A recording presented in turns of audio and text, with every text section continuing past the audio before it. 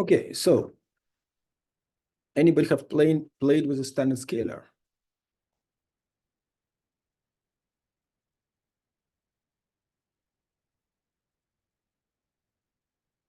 Okay.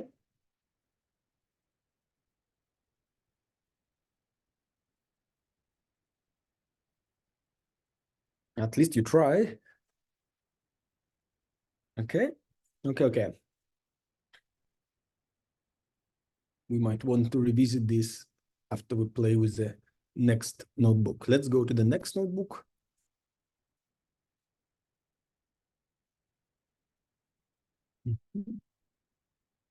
So let's open the second one, which will be a little bit more involved. Anyway, we will need to do a lot of these things. Yes, and kind of I will also need to introduce you a couple of other things, but they will be just, for now, it will be just another model without deep understanding how it works. But tomorrow I will speak about what the forest is. Okay. So everybody please open this file, yes, advanced regression examples, and use the wine dataset.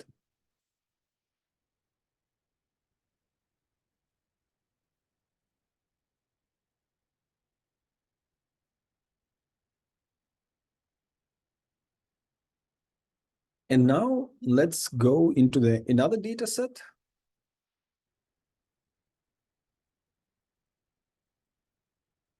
So, and here we're going to do a couple of more fancy things, even before we're going to consider the model, which I haven't told you about, which is called the forest regressor. But even without that, what we're going to do, we're going to play with the kind of linear regression a little bit with regularization, and we're going to apply some scikit methods, how you can find or how you can do the hyperparameter optimization, and whether you're successful or not, or kind of like will depends also on how much compute time do you have. Okay, so run the imports, and yes, kind of again, it's mainly scikit-learn. Yes, again, pandas, numpy, seaborn, that's all we've seen. Yep. And the new thing which you haven't seen will be the scikit-learn ensemble random forest regressor. This is just, a little bit more powerful model as a kind of a last resort of things which we kind of haven't been talking about. So from linear models, we're not going only to use linear regression, but we're going to load something which is called lasso and lasso CV. And the lasso is the linear regression with the L1 regularization. The linear regression with the L2 regularization is called reach. So, and also the thing which we will need to load will be kind of from this model selection, we will need to load grid search, cross-validation score, and kind of randomized search CV for the cross-validation index. So kind of you can, now we're going to split the data set in the training, test, and validation. Okay, so after we load the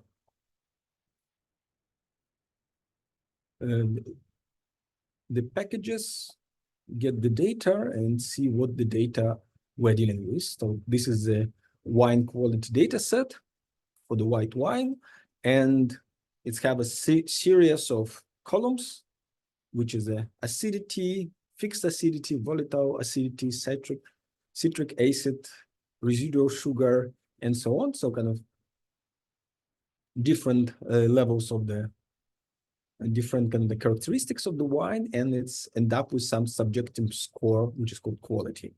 Yeah. So we can give a look in the data set whether it have empty columns or not, and we can see that, all the columns are filled, so again, almost 5,000 entries. And all the columns except the last one, which is the quality, are the real numbers. And we could see it, and the quality is just, a kind of score, like in the case of classification. Yeah.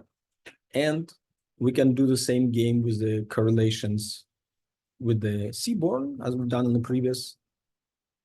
Okay, because you see there are more columns, it takes a little bit longer to plot.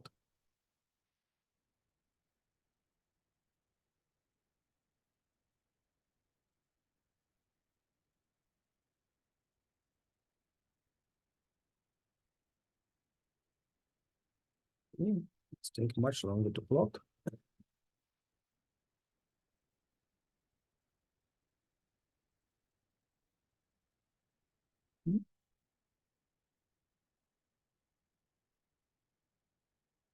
Okay, so we get a little bit of set of the pair images, and you see now you could see the problem with one of those is that when you have too many of them, now you could hardly read what are the columns, but now we know what the columns are.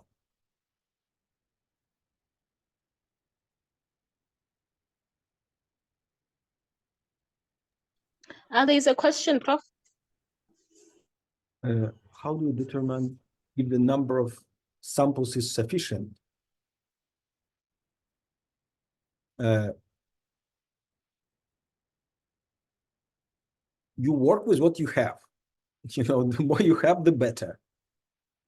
If you don't have too many samples, you need to be careful in splitting it into the different categories, and you might want to adopt some strategies how you can add the samples. So you can mimic the distributions and try to resample from the distributions. But the more the better. There is no, and it's like the only rule of thumb is that kind of like in the methods which we apply, like regression and modification of it, kind of these classical methods, or for example trees, where the trees are applied, if you have not too much data point, it's okay. But if you want on the same data, if you wanted to run full-blown neural network, you cannot do that, because there will be too many. There is not enough data to train all the weights of the neural network. So if you kind of like the thing which like where the neural networks start working roughly nicely, for example, from the famous MNIThe dataset. And an MNIThe dataset is a 10,000 pictures per class. That's the rough number where the small neural network already is trainable and trainable. Okay, is screen black? No, the screen's supposed to be. So you're supposed to see my code? Is everybody seeing my code?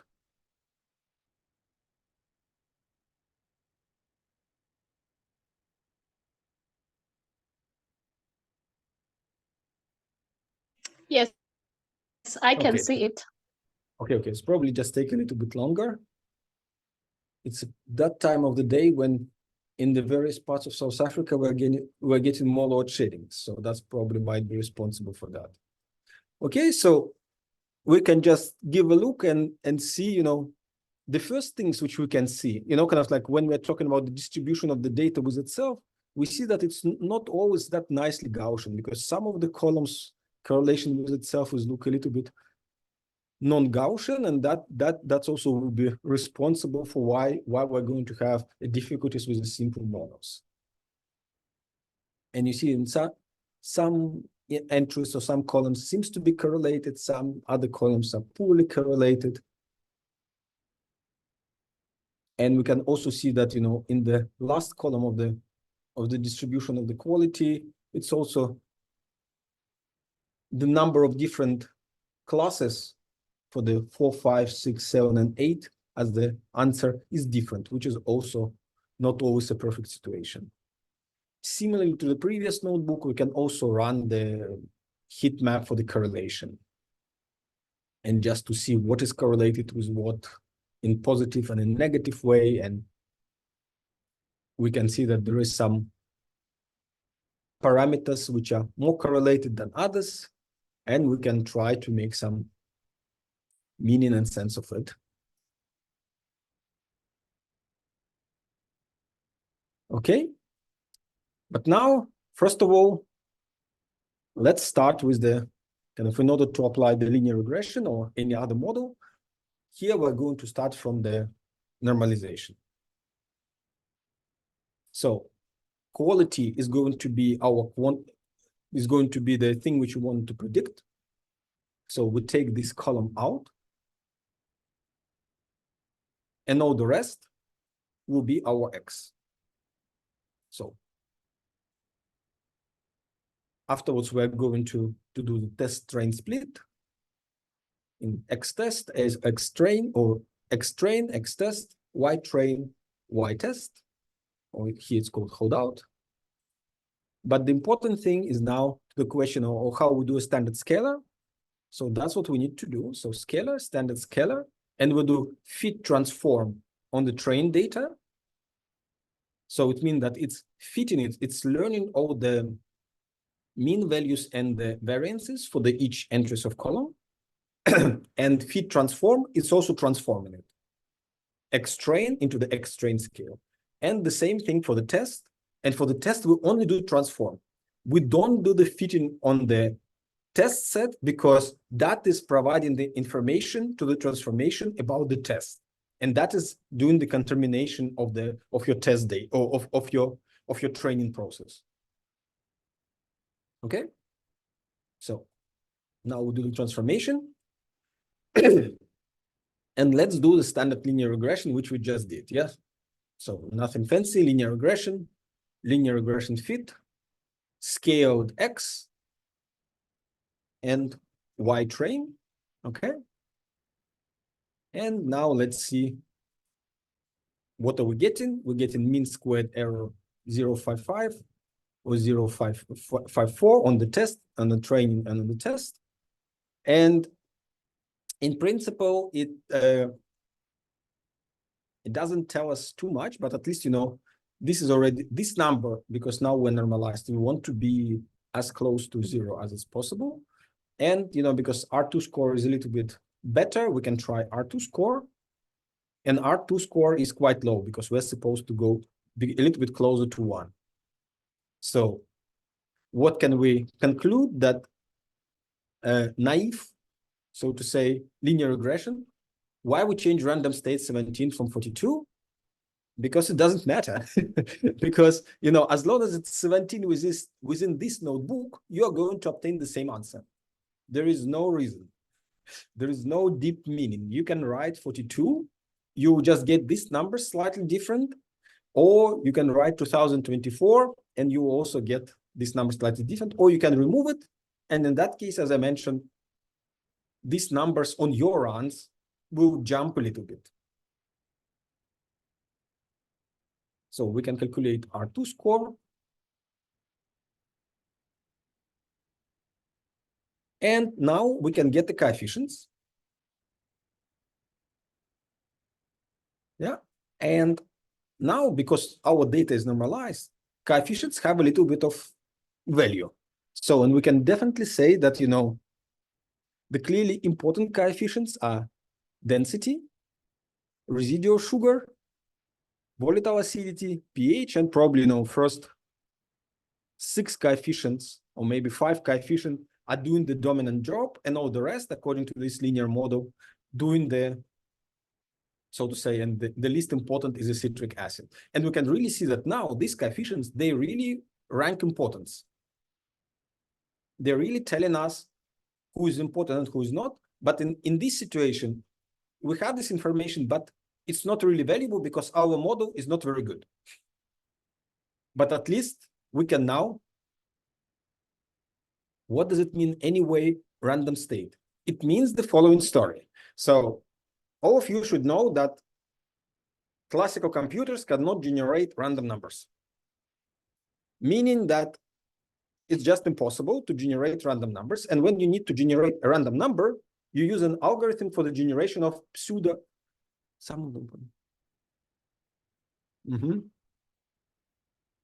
Okay, so let me first tell the story about the random numbers, and afterwards we'll go back to the machine learning.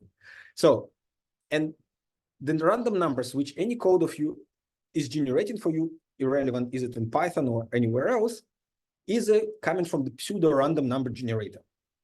So it means that it's not really random numbers, but there is a law how these numbers are being generated. But as long as you're not generating too many random numbers, and what does it too many means? It means that each random number generator have its own length of how many numbers which looks like a random numbers can generate. And modern random number generators can generate a very long sequences, so you shouldn't be worried too much. But the idea is that now this random state is telling kind of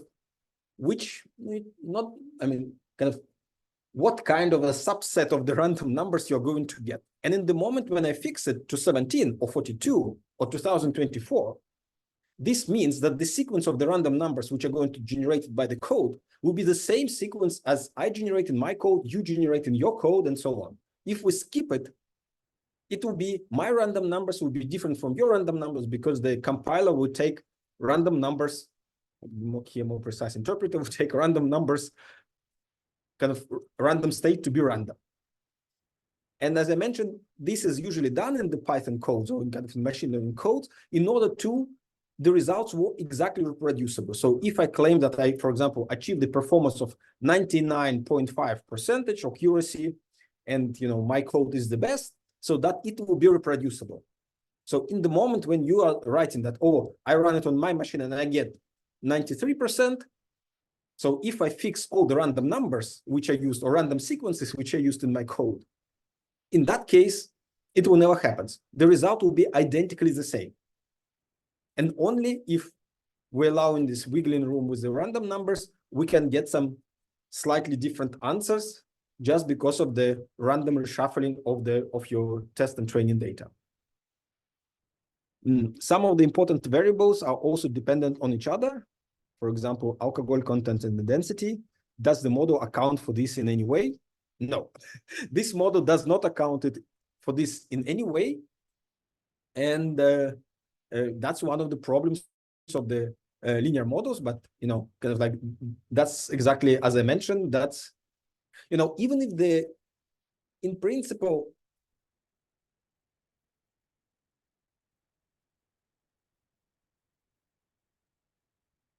it means that there's kind of the coefficients will be also correlated. If they are kind of the columns are correlated, coefficients are also will be correlated.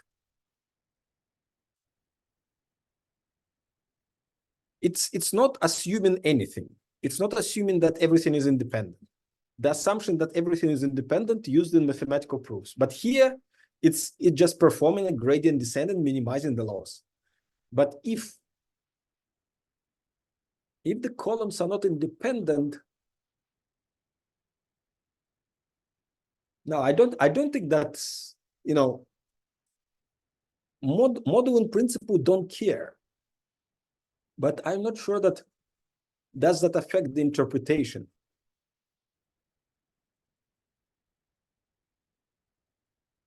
If you want to get rid of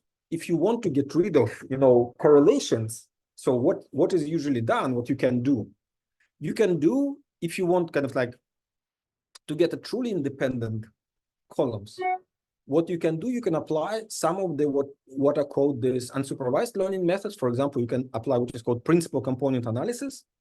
And if your two columns are strongly correlated or anti-correlated, in that case, they could be roughly described by the one variable, or three columns can be described by the two variables.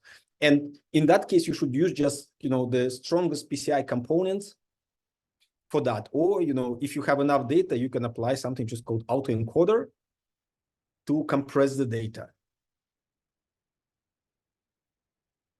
Yes, scikit-learn have a PCA.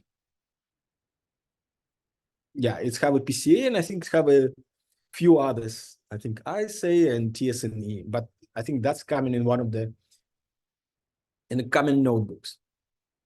Okay, so in principle, we've seen, like what is this first part of the code is demonstrating us? It's demonstrating us, first of all, how to apply vanilla linear regression. Second, how to scale the data. And third, how to extract this information, the coefficients, and now it's really sensible information because the data is normalized. But we see that it doesn't help. So now what we can do, now we can I was telling you about regularizations, and now we can try to apply these regularizations. And the first regularization is, I suggest here, is called lasso. And lasso is essentially, it's a linear regression with L1. So scikit-learn lasso. So scikit-learn, linear model trained with L1 prior as a regularizer. Okay, so it's our standard linear model, which we had before, but now we also have plus norm one, some of the absolute values of the entries. Okay, so now we have a hyperparameter which we will need to tweak and which we will need to play with. Okay, so again, the beauty of all of that is that, you know, it's all the same. So we're trying alpha to be 0,01, weak regularization, and afterwards see, you know, what's happening. We just play, you know, but logic is the same. In the same way as here we say model linear regression fit. Here we say model linear regression with a 1, where the alpha is 0,01, and fit, and let's see what's happening. Okay, it have fitted the model. Now we can try the coefficients.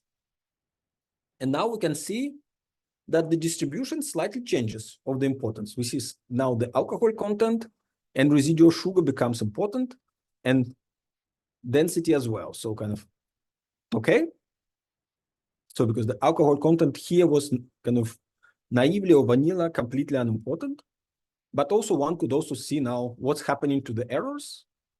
My error is roughly the same, and the R2 error is also roughly the same. So although we applied regularization and seemingly something have changed, that was obviously not enough.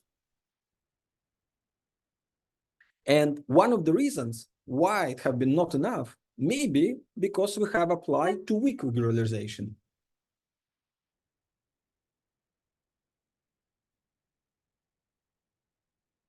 Are you going to demonstrate? Because I know some supervisors stress on this.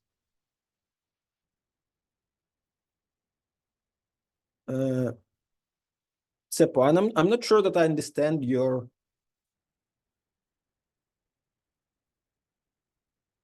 question. PCA is coming tomorrow, because today we wouldn't make it. But you know, PCA is quite a simple thing, yeah. But again, it's like PCA is again it's all the one and the same interface. You know, scikit-learn have one and the same. You know, you just create a model PCA, which you need to load from the corresponding subclass of the scikit-learn, and you just fit. But you need to fit for PCA. You need to fit the total data and choose the PCA components. Okay. Now what we're going to do? Now we're going to do something which is a little bit more interesting and can be more useful for you, kind of like, because you know these things are, you know, more straightforward. But now what we're going to do? Now we're going to organize the search using the standard built-in tools of scikit-learn.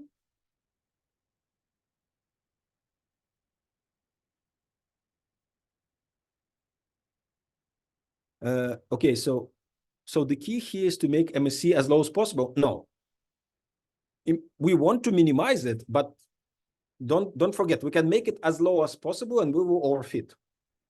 So we need to make it as low as possible and as necessary.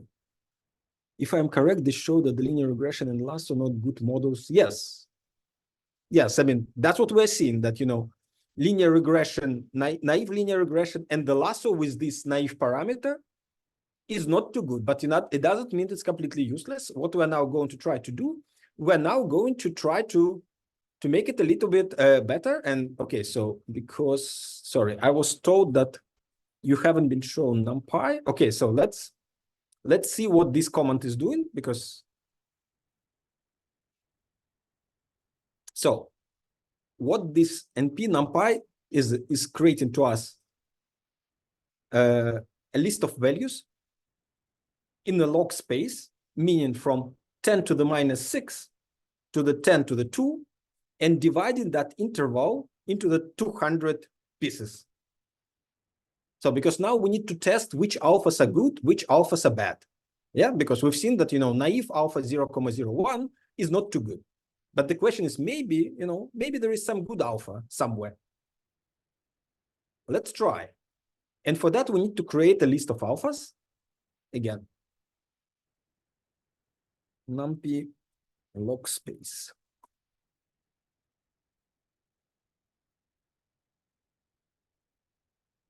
Return the numbers spaced evenly on the logarithmic scale. Yes, because we don't want to space numbers on the normal scale. Okay, so I have no idea what would be the optimal value of our MSE.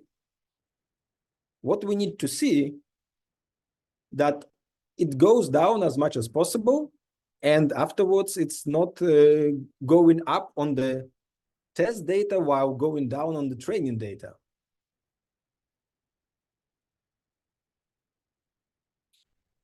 Okay, so log space. So we're just creating, numbers from 10 to the minus 6, from very small to the 10 to the 2 to 100, 200 splits. So this is will be list of alphas which we are going to try. Okay, so we're doing it here. Afterwards, what we're doing, now we're going to run lasso cross-validation with some random state again, but you don't have to use the random state. Cross-validation is equal to 5. And for which alphas? For list which we just created. So that will be our model. So what are we now going to achieve? Now, scikit-learn is going to write this lasso regression for all our 200 alphas with a 5-fold cross-validation on each of them. Okay, so it will take automatically our X-train scaled, cut out validation set, and do it kind of 5-fold. So kind of do it like in the beginning, kind of first 20%, second 20%, third 20%, and so on. Okay, so it's creating a model, and now it's even finished the fit. Okay, and so we find what is the optimal alpha is, and now we can try to see what is happening. Have we gained anything by doing that? So again, we can get the list of coefficients. We can see that the density is back on the top of the list. And now the question is, have we learned anything? Or have we achieved anything? And the answer is not quite. So, but this is the example to you, kind of like, okay, this is problem which is much more linearly not separable. And now we could definitely say that, okay, lasso, even with the linear model, even is with the L1 regularization, is not that good. So what else you can try if you want to stick to the linear models? Where is scikit-learn?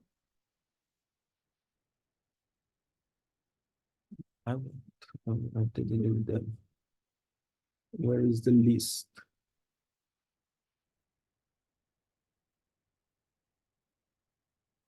Okay, no.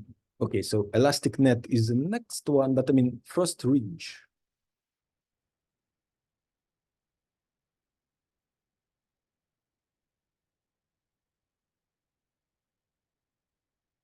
So Ridge is linear model plus L2 regularization. So one can try that one. And the last one was that elastic. So scikit-learn, elastic. Okay, sorry, yeah, ElasticNet. And that is L1 and L2. So kind of like, but you see kind of a logic is very similar, and you can just, you can try and see what's happening. And you see it's also supporting ElasticNet cross-validation. Here is also supporting rich cross-validation. So the language is going to be absolutely the same, but it's going to be slightly different models, and you can play around and see. Yes, is the other models we can use to get the better results. Yes, first of all, we can try to squeeze as much as we can from the linear model.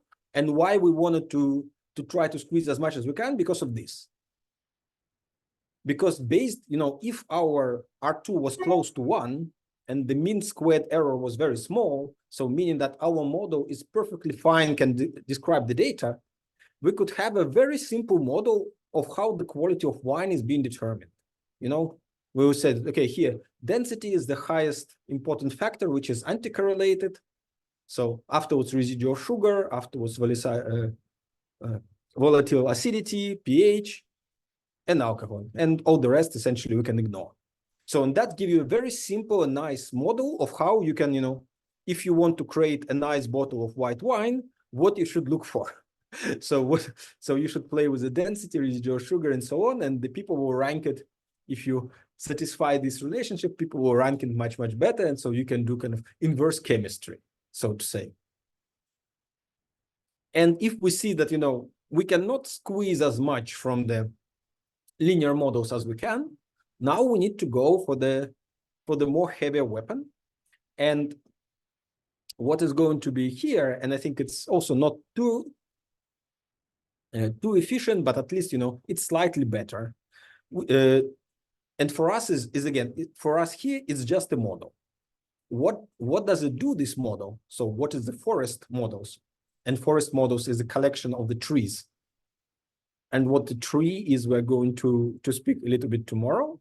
And how to build the trees into an object which is called ensemble, we're also going to speak tomorrow.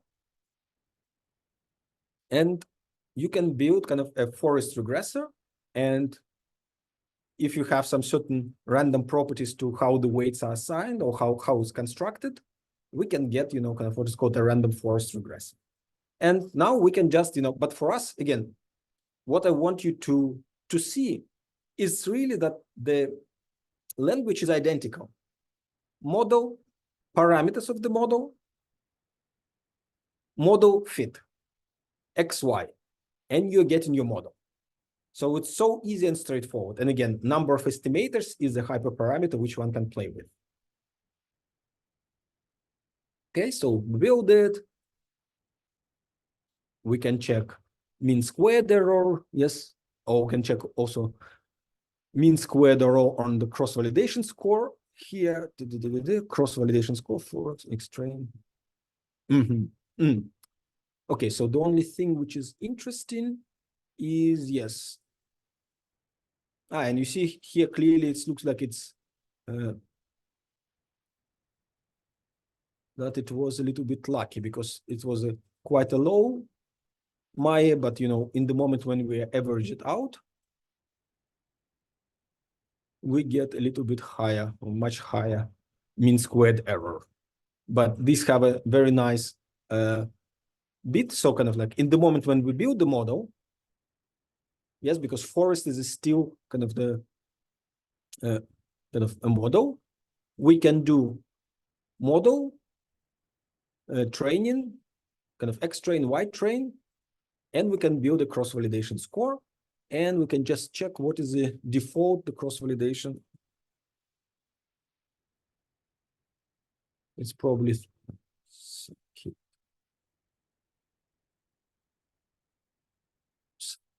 it's probably something like 3 or 5.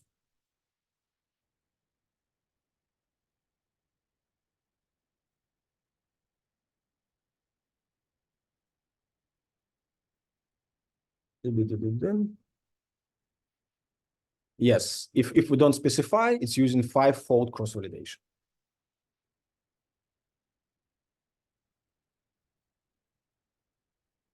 Okay. So But now kind of like we can see that, okay, so naive tries or naive guesses do not really work. And now the interesting thing is that, again, this scikit-learn have a set of parameters how we can do the search in the parameter space. And in order to do the search in the parameter space, so we can search in the one parameter or in the several parameters. If we need to search in the several parameters, we need to pass down to the kind of little our search engine, which I'll tell you how to build, kind of the object which is called dictionary. Do you have a dictionaries last week?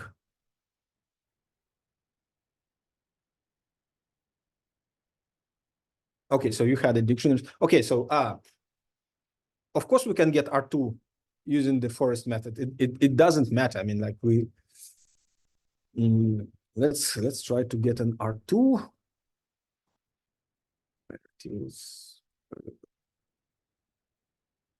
Because we just copy this bit. And if I don't mess it up, we will get it R2 score Y train, but now we need to have forest predict trained, yeah. So because that would be, and here we do forest predict.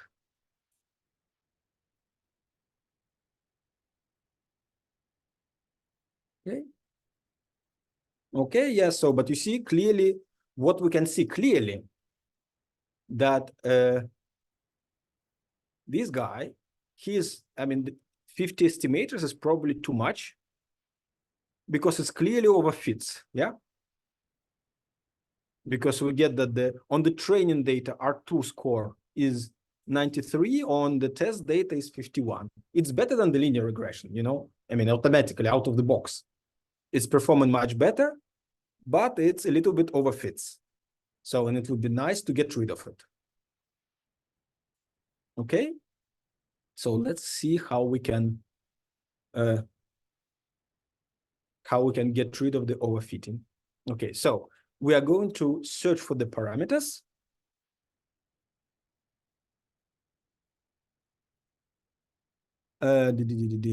Mean squared error train 0.55. Is this because the slices of the data have changed? No, because it's just overfits.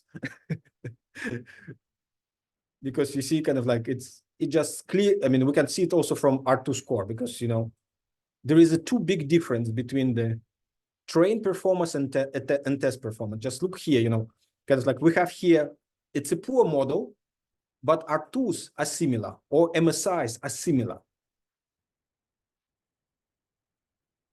MSEs are similar.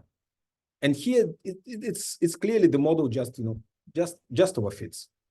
And it means that, you know, it's have a too high capacity and we need to dump it down a little bit, but it's definitely demonstrating us that, you know, it can fit the data not too bad. Okay. So in order to see what can we optimize, we need to look which parameters are there to optimize. And again, scikit. So and we see that by default, you know, random forest regressor have, you know, 100 leaves on number of estimators, or kind of 100 trees, which is quite a lot, and have a whole bunch of other parameters. But let's just follow this file and see what we're getting. But I think what one need to optimize is the number of estimators. Okay, so we define the dictionary with these two parameters: max depth, which will be the list of the range from 10 to 25, and the max features, which is the list from range from 6 to 12. So, and as you told me that you know what the dictionary is, so this is a traditional dictionary. Yes, forest parameters max depth will give us this range of values.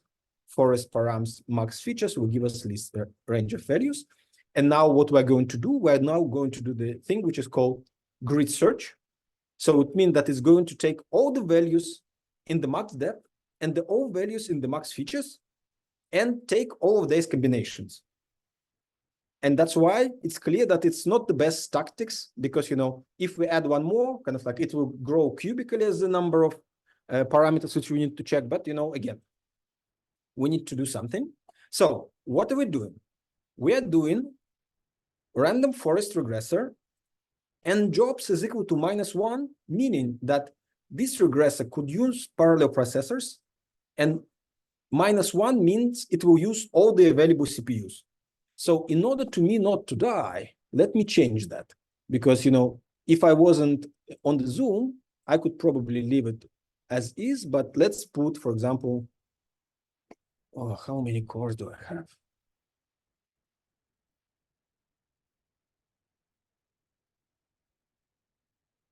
Six. Or we can run it on all and hope for the best. Okay, so I have 8 cores. Okay, so let's restrict this guy to 6, just in case. Okay, so we fix random state parameters, our dictionary of values, negative mean squared error, again, number of jobs 6, cross validation. Let's go. Okay, even this is 450 feet, so it's need to feed it 450 times.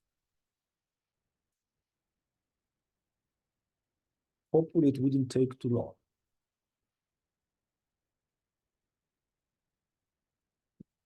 Okay, so but afterwards we're going to get some best parameters and the best score. And we can get, mean squared error on CV1 and test and R2 score. And you see, okay, it's a little bit better, but it's still quite poor. But I think the main is because it doesn't suggest to optimize the right stuff, it's suggesting to optimize because I think what needs to be optimized is the number of leaves as a first line, this number of, number of trees. Okay, but let's see how it works. Okay, now it's using all my processor. Why it's using all?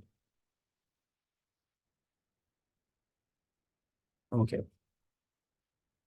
Okay. Something is built. So we see that, max depth 21, max features 6 are the best parameters. And for these parameters, we can calculate the mean squared error on the test and train data. And on the test data, we can do the cross validation on the train data. So, and we can also do the R2 score.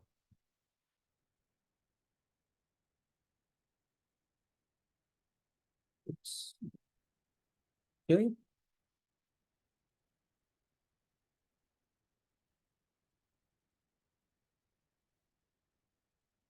So the forest params used to find the new features. No, it's don't use to find the new features. It's used to go through the range of features to find the best parameters of features. So it's not defining new features, but kind of like in the moment when you have many parameters of your model, you might just want to find what are the best parameters. And do we have it here? Okay, so that is a play with a number of estimators, but that would be okay. Better, but what I wanted to see, no. I don't want to see this. I wanted to see. That's it. Yes, that's what is more interesting. Yes, because the problem with this guy, with this way of search, because this is exhaustive search, meaning that it's going for the all values. So for every value from this range, yes, we have from 10 to 25. For every value from this range, from 6 to 12, it's going to go for the all pairs. And that might be a little bit too much. So that's why further down, what you can do randomized search. So essentially from all those kind of ranges, you can grab a random values and try to see, you know, and do enough testing with the random values. And if you do it right, you might be lucky. Okay. Okay, so we can get some score names. We can extract again coefficients from the best estimator and rank the importance of the coefficients. And this one, I suggest that you don't run it, at least you don't run it now. So because you see, first of all, it's now also looking on the number of leaves from 10 to 1000, but with a step 40. Max depth, again, max features. But this is non-extensive search. So it's used some random combination of the values from here and here and here, and use this for scoring R2 and use again cross-validation 5, and it's trying to do kind of, and here's, you see, probably I can run it.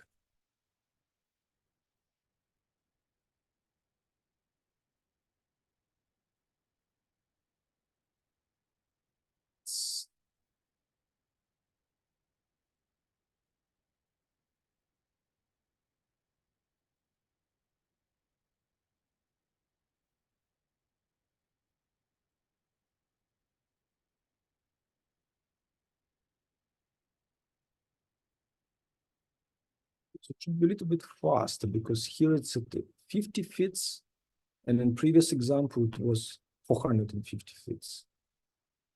Okay, yes. Wow, it's fine. The 570 estimators. I think it's a little bit too much. Yes, we get. Okay, and R2 score is it's still not very impressive. Okay. And yes, again, we can rank importance and see which of the features more or less important. And we can see how good are our predicted values, and they are not very good. And they are also not very good because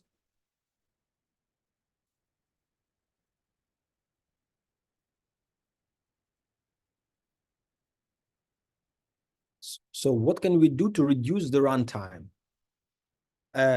You can, if you want to reduce the runtime, you need to kind of reduce the search space. Because why your runtime is huge? Because your search space is very large.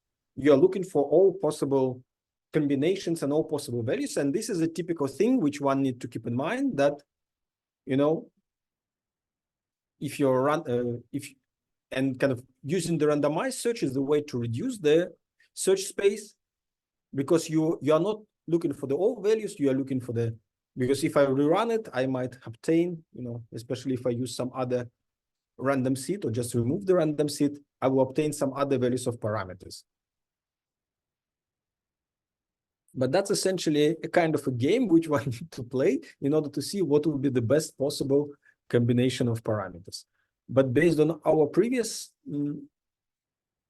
experience, I would even probably reduce the number of leaves and try to see what it's leading to, because it was obviously with 50 with this number of estimators, it was overfitting it greatly. Okay, so I'm indicating that it's already 4 o'clock. Is the rule of thumb based on the R-squared value to make the conclusion that linear model is not working? It's not the rule of thumb, but, you know, R-squared, you want it to be at least, you know, 0.8 also on the test data. But, you know, if I get 1/4 on test and training data, it's mean that, you know, it's mean that we are far away from anything reasonable, and it's worse than the random guessing, roughly speaking.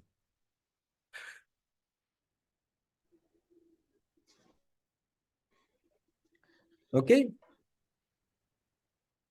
Okay. So I think yeah. Thank you, Prof. Thank you. I think everyone has a lot to do, as Zepo says, lots of homework to do. So we resume tomorrow morning, same time. Mhm. And I hope people will work on the activities that we have covered today. And yeah, the notes for tomorrow are already on Canvas, right, Prof? Sorry? The notes for tomorrow's lecture, The are notes, they already on Canvas? no, not yet. They will be on Canvas later. Okay, all right. Thank you so much, Prof, for your time, and thank you everyone for attending in the engagement. See you tomorrow morning.